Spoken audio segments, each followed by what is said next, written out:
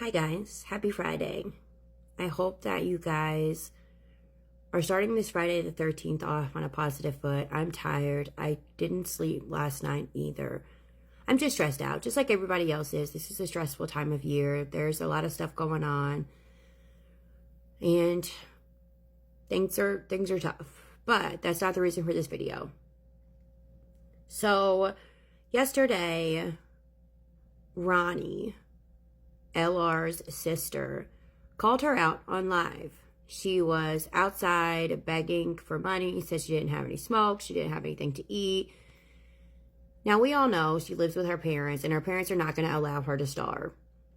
She states that they were cooking ground beef, and I guess she doesn't eat ground beef. I don't know. But at the end of the day, the way I look at it is, you're not a vegetarian, so that's not an excuse.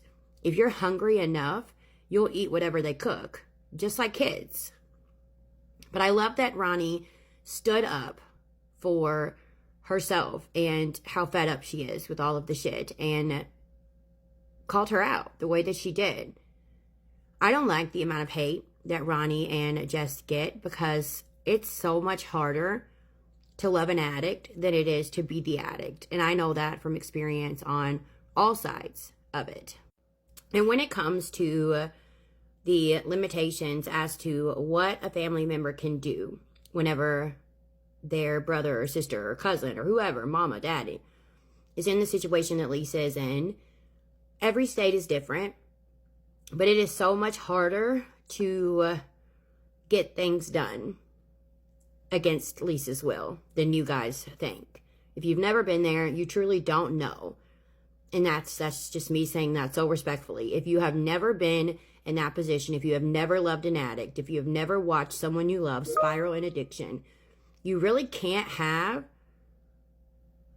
an opinion in the way that her sisters or her family are handling things because you've not been through it. You don't know what it's like.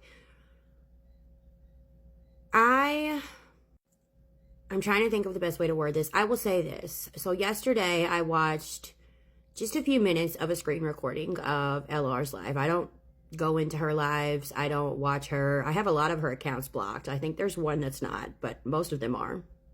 But I did watch a screen recording on YouTube, and she was talking about, what she needed, etc. And people were throwing up how it's Christmas. Someone asked her if she was going to get her kids anything for Christmas, and she said she'd love to, that she plans to try to get them at least one thing.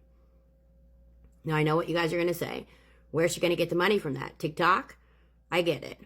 But people were saying in the chat, all Jay, because I'm not going to say his name, probably wants for Christmas is for his mother to be sober.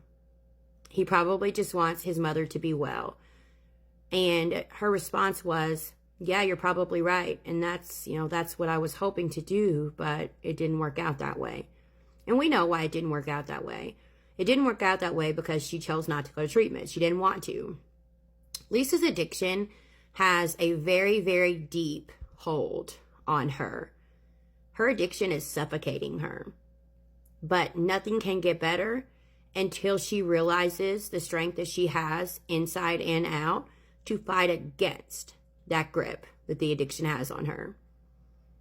I did see her start to tear up, and I'm not talking about the fake tears where it's obvious she's forcing herself to try to get pity, but I did see her tear up when people were talking about Jay probably wanting his mother sober and well for Christmas. And then she kind of turned her head and wiped her tears and then came back to talking about what she needed. I've seen the look that was in her eyes. I've seen that look in my own daddy's eyes when he was alive and in his addiction. And I really felt pain from her. I really felt disappointment from her. Part of me feels like one side of Lisa does want to go get help, but then there's like this grip on her. There's this fear in her. And I think she also feels worthless. I think she has the mindset of, what's the point? She doesn't think that she'll ever get her kid back. She has lost her home. She's living with her parents. I don't think that she realizes how much of an impact recovery could have on her life. How much success that she could see from a recovery story. And it sucks. It really does. It's unfortunate. But at the end of the day, nothing's going to change until she takes the step for change, and she has to want it. And while I do think, again, a portion of her wants it, her whole being has to want it, and she's not there yet. And it's sad. My heart hurts for her family more than anyone, especially her kids, but also her sisters and her parents and just anybody that cares about her, because it sucks to love someone in addiction like that. It was a rough screen recording to watch, and that's a big part of why I don't typically watch her. But I don't know. Please don't send her money. That's all that I can ask. Please don't contribute to her falling apart and literally crumbling in front of our eyes on this app. Don't watch her lives. If you want to watch, if you have to watch a replay. We'll never fully stop the money train, because unfortunately some people are just very sick in the head and they like the shit show and they want to see her fall apart. Their karma's going to come. But if you have a heart, even if you are not familiar with addiction, if you have a heart, please pray that today is the day, but don't send her money. Have a great Friday.